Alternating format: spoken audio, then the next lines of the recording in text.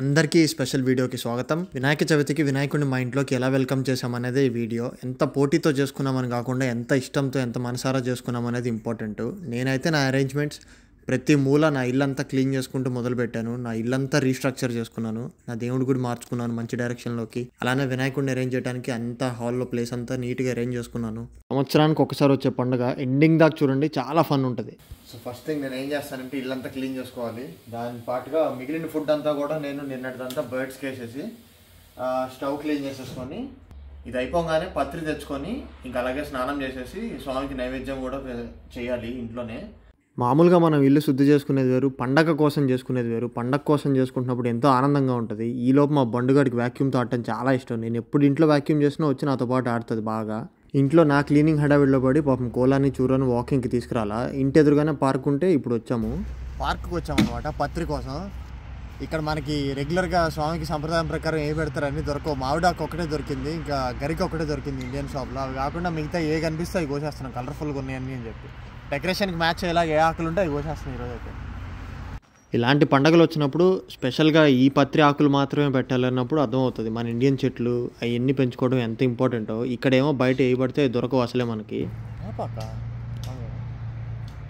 ఇదేదో వేపాకలా ఉంది చూడటానికి. ఇది పెడదామంటే భయం వేస్తుంది. స్వామి ఏమో నాకు అన్ని స్వీట్ ప్రసాదాలు ఇచ్చి నేను అది చేతి పెడితే తొండంతో బీక్తాడేమో స్వామి అని చెప్పి భయం వేస్తుంది. కానీ వేపాక కాదు ఇది.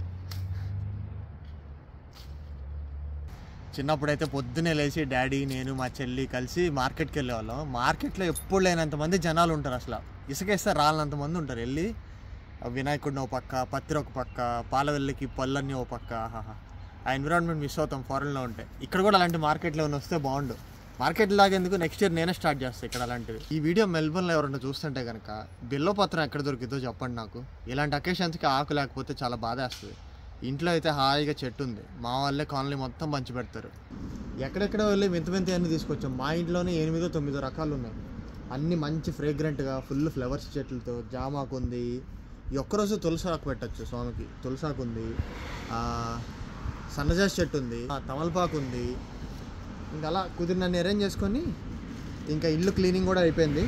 దీని తర్వాత ఇంకా స్నానం చేసేసి వీళ్ళిద్దరు ఫుడ్ కూడా అయిపోయింది. ఇంకా పూజకు కూర్చోవటమే. నిన్న ఇట్లాంటి 2 గరిక పుల్లలు కలిపి $6 తెచ్చుకున్నాయి ఇండియన్ స్టోర్లో. మా ఇంట్లోనే వచ్చింది. సన్నజాజుల చెట్టు ఉంది, దీని ఆకులు కూడా కోసి స్వామికి పెట్టాలి. ఇది నిన్నంతా కూర్చున్నా సరే పూలు అవ్వలేదు. మళ్ళీ నిన్నకు డబుల్ వచ్చినాయి పూలు. ఈ కొయ్యాలంటే నాకు సాయంత్రం దాకా పడుతుంది. దీనికి కొయ్యటానికి పూలు స్పెషల్ టెక్నిక్ ఏమైనా ఉంటే చెప్పండి. నేనైతే ఒక్కొక్క పువ్వు తీస్తున్నా. మరి మార్కెట్లో అమ్మే వాళ్ళు వీళ్ళందరూ ఎలా కోస్తారో తెలియదు. పొద్దున్న 4 గంటలకల్లా వచ్చి కూర్చుంటారు షాపుల్లో అన్ని పూలతో. ఎంతో ఆశతో ఇంట్లో జాంకాయ చెట్టు ఉందని చెప్పి వచ్చాను. ఎడర్లో ఎండమావుల్లాగా ఒకే ఒక ఆకు ఉంది, దాన్ని కూడా వదిలేయటం ఎందుకు, స్వామికి పెట్టేద్దాం. లెమన్ కూడా ఉంది, ఒక్కొక్క ఆకు తీసి పెట్టడమే. లెమన్ గ్రాస్ కూడా ఉంది. ఓకే,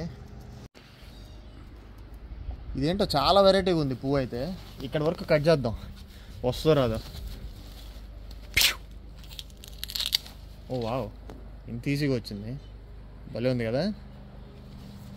ఓకే, ఇంట్లో మల్లెపూ చెట్టు కూడా ఉంది. సో అన్ని ఆకులు పెంచుకున్న చెట్టుకి ఆకులు కోయాలంటే మనసు ఒప్పట్లేదయ్యా. ఎంతైనా బయటికి వెళ్ళి పార్కుల్లో పోయేటువంటి ఆ కిక్ వేరు. మర్మం అంటారు కదా, ఇది బంతిపూలా ఉంటుంది చూడటానికి. పూల మధ్యలో కడతారంటే ఇది నెట్లో చూస్తే తెలిసింది. చెట్లు పెంచుకుంటే ఫ్లవర్స్ చూసారా కరెక్ట్ టైంకి ఎన్ని వస్తున్నాయో. మొత్తానికి ఎప్పుడెప్పుడా అని ఎదురు చూసే రోజు వచ్చేసింది. ముందు రోజు ఇల్లంతా అరేంజ్ చేసుకొని పత్రిక కోసుకొచ్చుకొని కావాల్సిన సామాన్లు అన్నీ రెడీ చేసుకొని వచ్చాను. ఈరోజు కేవలం పూజ చేసుకొని కొత్త బట్టలు వేసుకొని స్వామికి దండం పెట్టుకోవడం మాత్రమే మిగిలింది. పొద్దునే లేచి అలా సన్ రైజ్లో అలా సోక్ అవుతా ఉంటే ఎంత బాగుంటుందో. ఒక్క నిమిషం నేను కనిపించకపోయేసరికి బండుగోడు వెలువెల్లాడిపోతూ ఉంటాడు చూడండి. దగ్గర రాగానే మళ్ళీ ఎంత హ్యాపీగా తోకూపుతున్నాడు. పొద్దున్నే వామ్ ఫీలింగ్ భలే ఇస్తుంది. ఇదైతే ఎత్తుకుంటే చిన్న పిల్లలాగా కూర్చుంటుంది ఇప్పుడు కూడా. కానీ పాపం దాని సైజుకి మనం డైలీ ఎత్తుకోలేము. అందరికీ వినాయక చవితి శుభాకాంక్షలు.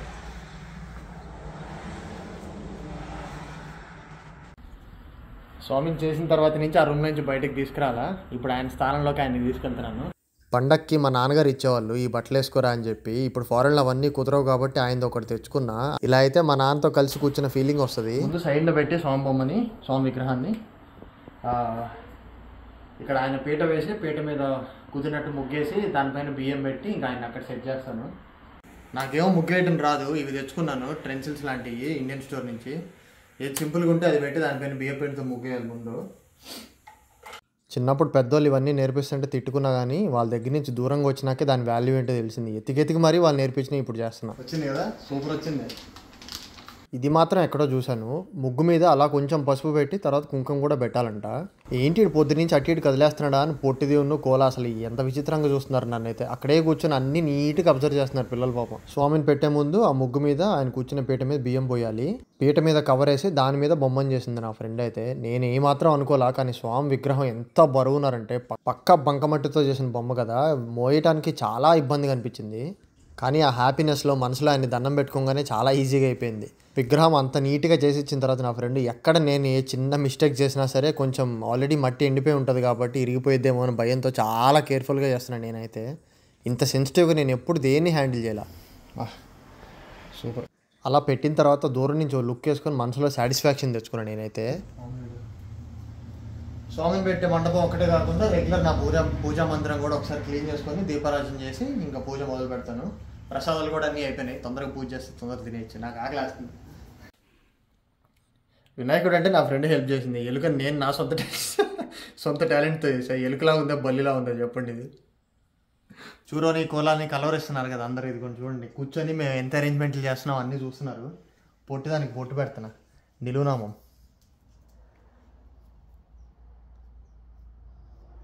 అది మెరిసిపోతుంది నామం, చూసారా?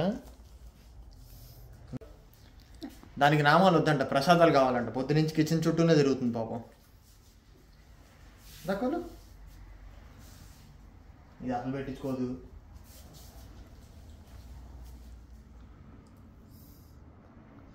బో ఏంది వినాయక చవితి స్పెషలా? స్టడీగా నుంచి పెట్టించుకుంటున్నావు.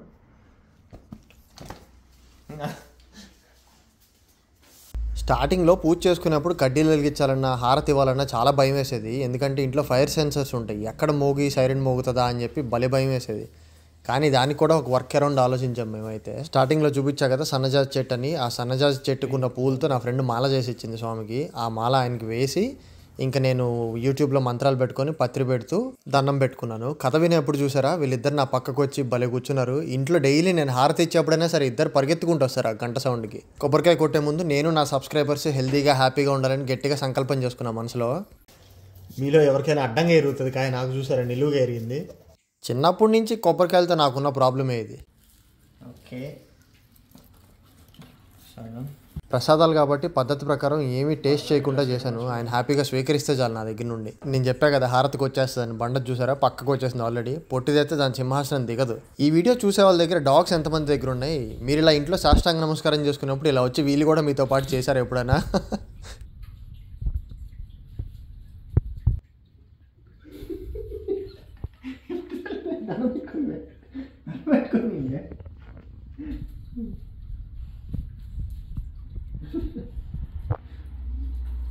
నీకు అర్థమైంది స్వామి నా కోరిక, చాలు.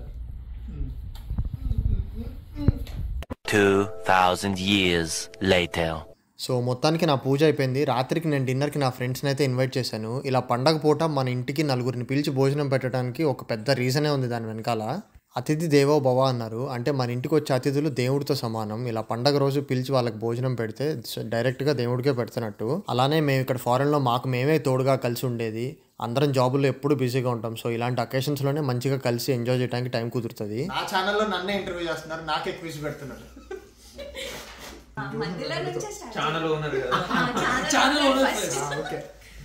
చాలా ఈజీ క్వశ్చన్.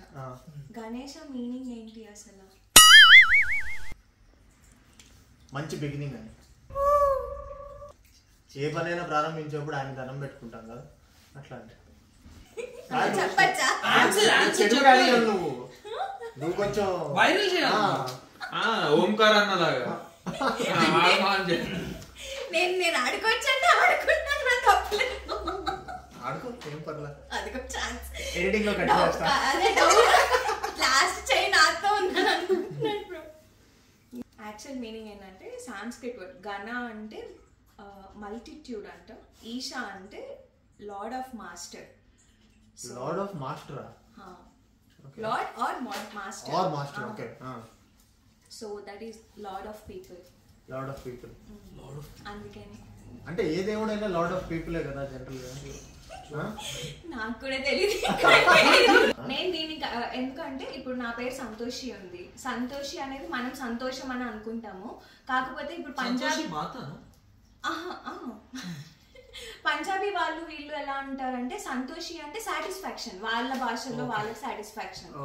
సో ఒక్కొక్కరు ఒక్కొక్కలాగా. ఇప్పుడు నా పేరుకి మన భాషలో ఏమో సంతోషి, వాళ్ళ పేరుకి అలాగా. సో అది అలా.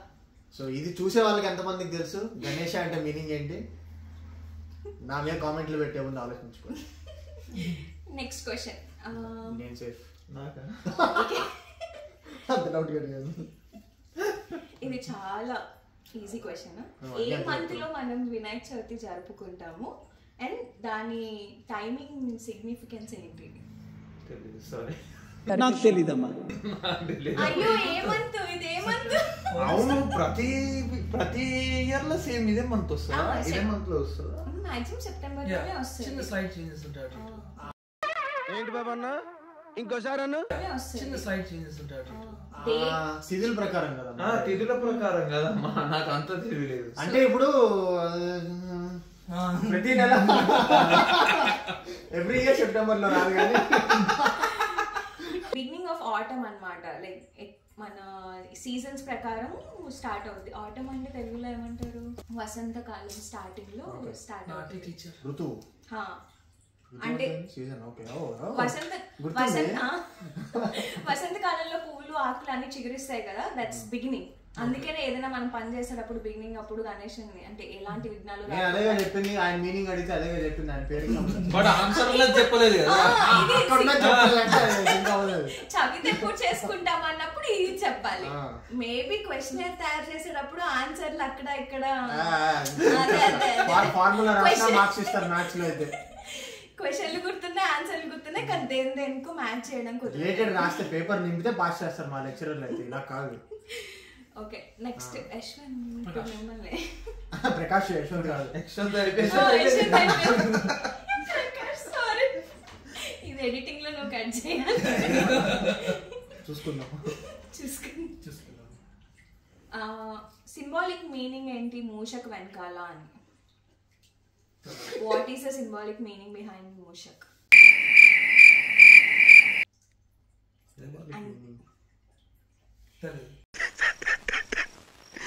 సైలెన్స్ ఎంత భయంకరంగా ఉంది. నీ గెస్ ఆన్సర్ చెప్పు, అదే బాగుంటది. ఆయన వాహనం ఎలుక. ఆయన వాహనము సింబాలిక్ గా ఎందుకు అంటే అదే ఎందుకు అని. ఇప్పుడు సుబ్రహ్మణ్యేశ్వర స్వామి వాహనం నెమలి, ఈంది ఎలుక. ఎందుకు? Why? Because I think because of sweets. నమ్మకండి. Serious matter. Because I think because of sweets.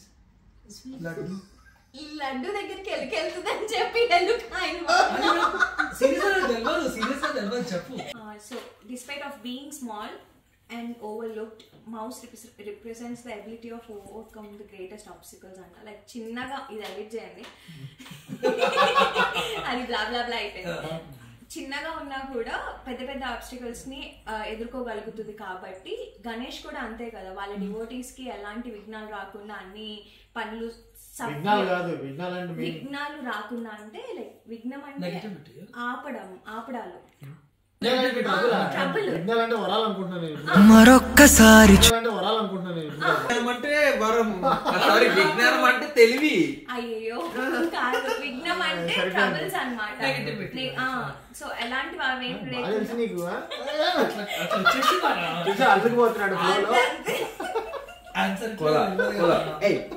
Answer చెప్పలే కదా, అందుకే కొంచెం అట్లా. సరే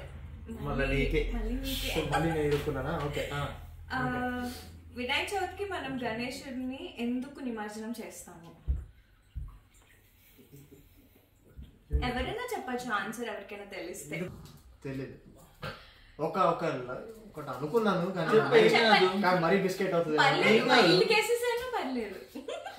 ఒకవేళ అదే కరెక్ట్ అయితే దండం పెట్టుకొని నా పాపాలని నా అహంకారాన్ని నీతో పాటు తీసుకెళ్ళిపో అని చెప్పి కొంచెం అనుకోని కొంచెం దగ్గర ఇదేంటంటే సైకిల్ ఆఫ్ లైఫ్ అన్నమాట. నిమజ్జనం అయిపోయిన తర్వాత మళ్ళీ నెక్స్ట్ ఇయర్ మళ్ళీ పుడతాడు ఆయన. మళ్ళీ లైక్ మన సైకిల్ ఎలాగో మనం పుడతాం, మళ్ళీ అంత లైఫ్ అవుతుంది, ఎలాగ డెత్ ఎలాగో అలాగే ఆయనకు కూడా సైకిల్ ఆఫ్ క్రియేషన్ అండ్ డిజాల్యూషన్ అన్నమాట. ఆయన్ని కూడా మనం కొన్ని రోజులు పూజిస్తాము, అన్ని చేస్తాము. ఇంకా ఆ కొన్ని రోజులు అయిపోయిన తర్వాత ఆయన వెళ్ళిపోవడం అలాగా. తర్వాత మళ్ళీ మన నెక్స్ట్ ఇయర్ మళ్ళీ అదే టైంకి మళ్ళీ ఆయన పుట్టినట్టు మళ్ళీ అలా. సో అందుకని నిమజ్జనం చేస్తాం. ఇక్కడ నాకు డౌట్, ఇప్పుడు కొందరు ఒక రోజు పెట్టుకుంటారు, కొందరు 3 days 5 days 9 days పెట్టుకుంటారు. So why is that for? ఆయన చాగంటి కోటేశ్వరరావు కాదు, ఆయన ఇందాక ఎవరిని అడిగాను? నన్ను అడిగావు. నన్ను అడిగారు. వీడియో ఉంది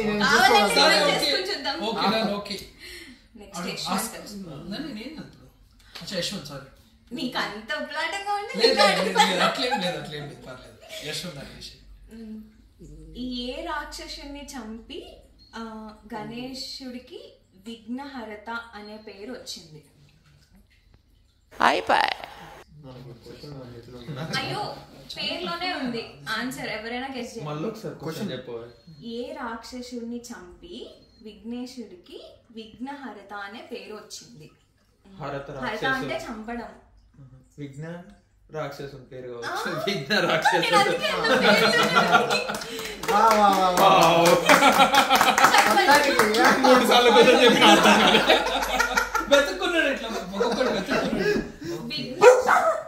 విఘ్నహరత అనేది విఘ్నాసురుని చంపి ఆ పేరు వచ్చింది అనమాట. విఘ్నాసుర ఆయన రాక్షసుడు. ఓకే, ఇప్పటి వరకు ఫోన్ చూసాను, ప్రెసెంట్ అని అర్థమైంది. అప్పుడే వినేసాను కదా అని చెప్పేసి ఓకే విన్నాను. So next question. అడిగి మరి క్వశ్చన్ కావాలన్నావు. ఇందాక నుంచి ఎక్సైట్మెంట్ తో అసలు నన్ను ఏ క్వశ్చన్ అడుగుతారు అని చెప్పి మైండ్ లో ప్రిపరేషన్ జరుగుతుంది.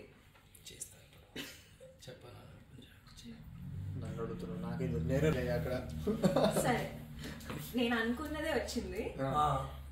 గణేష్ చతుర్థికి మూన్ కి అసలు ఏంటి సంబంధం?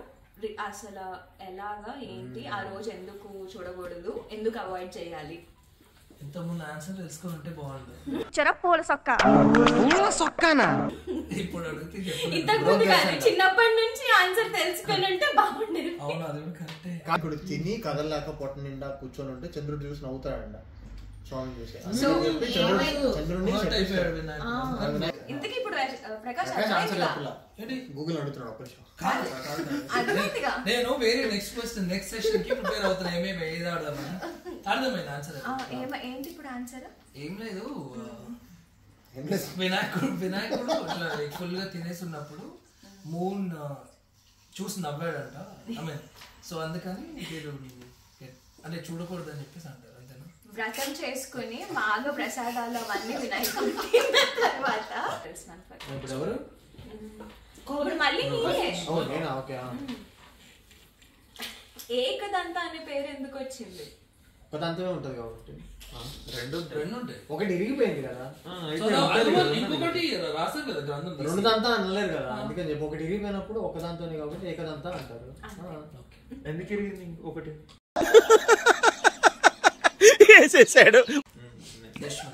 యశ్వంత్, గణేష్ బ్రదర్ పేరేంటి? అందుకే చెప్పలేదు. ఈ క్వశ్చన్ ఆన్సర్ తెలుసా? మణికంఠనా? అయ్యప్ప.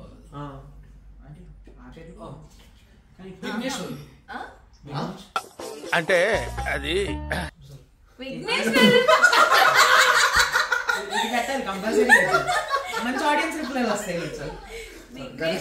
వినాయకుడి తమ్ముడు పేరు విఘ్నేశ్వరుడు అంట. అయ్యప్ప స్వామి. సుబ్రహ్మణ్యేశ్వర స్వామి, కార్తికేయ, మురుగన్, ఇంకా అవే అవతారాలు. బట్ కరెక్ట్, అదే నేను చెప్పింది. ఓకే సరే ప్రకాష్, ఏ పువ్వుతో ఎక్కువ మనం విఘ్నేశ్వరుని పూజిస్తాము? ఏ పువ్వుతో? Which flower? ఆకులతో అనుకుంటా. పువ్వు బ్రో గట్టిగా పువ్వు గరిక ఓకే నువ్వు అసలు వీడియోలో రానప్పుడు నువ్వు మాట్లాడుకో. హైబిస్కస్. ఎక్కడి నుంచి అయినా లీక్ వచ్చిందా? లేదు ఎక్కడ రాలేదు. ఏ హైబిస్కస్? ఇప్పుడు అవన్నీ అక్కర్లేదు. ఆన్సర్ అంతే, అవన్నీ అక్కర్లేదు. What is this?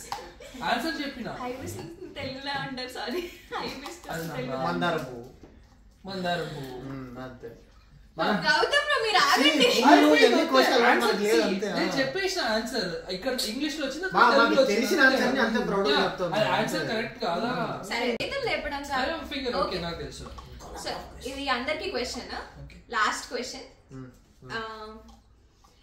గణేశుడికి 4 చేతులు ఉన్నాయి కదా, ఆ 4 చేతులు దేని రిప్రజెంట్ చేస్తాయి? One is to hold laddu. Okay. ఇంకొకటి బ్లెస్సింగ్ కి. ఓకే. ఇంకా రెండు చెప్పాలి. నాకు రెండు తెలిసి రెండు చెప్పినా. సరే ఇప్పుడు ఆన్సర్ ఏంటంటే ఒకటి మోదక్ మీరు చెప్పినట్టు, ఇంకొకటి పాశం రోప్ అన్నమాట, ఇంకొకటేమో యాక్స్, ఇంకోటి ఆ బ్రోకన్ టస్క్ అంటే ఇరిగిపోయిన దంతం ఒకటి. ఎట్లుంటది కదా అప్పుడు అది అవయవస్తం, అది ఎప్పుడు ఉంటది. కానీ వెనకాల ఉండే 4 చేతుల్లో ఏం పట్టుకుంటారు అని. ఏమిటండి మీరు మాట్లాడేది? టోటల్ 4 కదా. ఫ్రంట్ 2 ఇక్కడ ఉంటాయి. ఆదిపరాశక్తికి ఎలాగో ఇలాంటి చేతులు ఉంటాయో అలాగే ఇటు 4 చేతులు కూడా ఉంటాయని అనుకుంటున్నాను నేను. తమిళనాడులో సిమిలర్ గా గణేష్ చతుర్థిని ఇంకోలాగా జరుపుకుంటారు. వేరే ఫెస్టివల్ అది ఇప్పుడే జరుపుకుంటారు, లేకపోతే అది వేరే ఫెస్టివల్. సిమిలర్ లైక్ గణేష్ కి సంబంధించి వినాయకుడిదే ఇంకొకటి జరుపుకుంటారు. పిల్లయార్ చతుర్థి అంట. అంటే సేమ్ వినాయక చతుర్థి కదా వాళ్ళ దాంట్లో పిల్లయార్.